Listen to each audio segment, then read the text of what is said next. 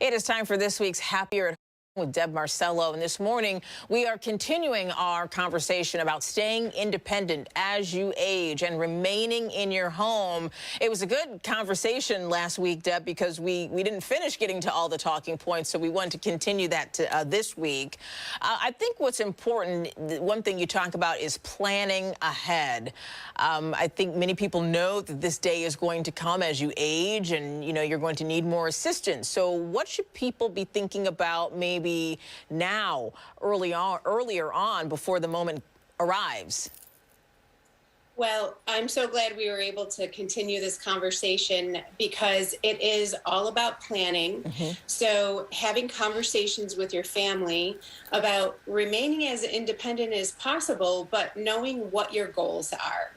So talk with your family about what your goal is. So for example, if your goal is to remain in your home, what are those things that need to be in place in advance or as you age in place, as we talked about last week, to achieve and maintain that goal. So one of those things, we talked about home modifications last week. This week, we can talk about the care that may be required to stay in your home. So even if you don't require the care right now, just explore the possibilities and the options that you might have. So call some companies.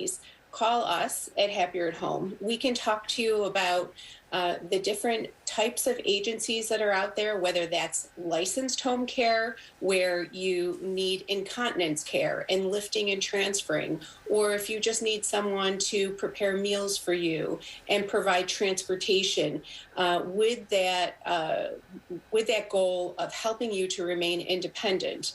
And then also another important thing is for your family to understand that if you do have more than one sibling or more than one child, what are those responsibilities that can be divided up amongst your children? So not everything is landing on the shoulders of one. Even if children are out of town, things can be divided up. So everyone has a chance to participate and has a say in how things are handled.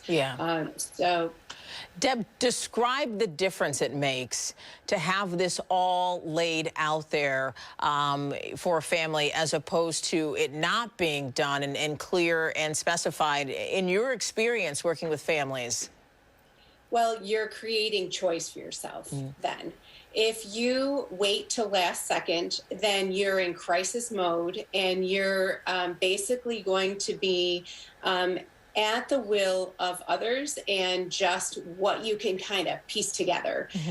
So even the financial part of it, who's going to help me to look after my credit cards and my accounts and pay my bills if maybe I'm a little compromised in my memory and that type of thing. So really being able to plan now, you're getting all the information written down.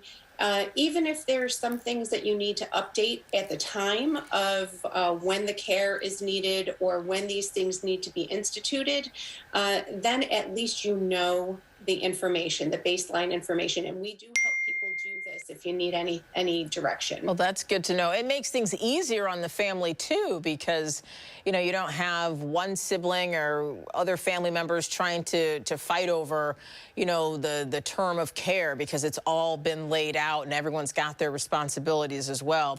If people are interested, I know you mentioned that you help families kind of navigate through this. How can they reach you? They can go on to our website at happieratHome.com and send us a message. You can call our office at 585-633-5555. And even if you're at one of our franchise locations across the country, we can get you to the right location. All right, Deb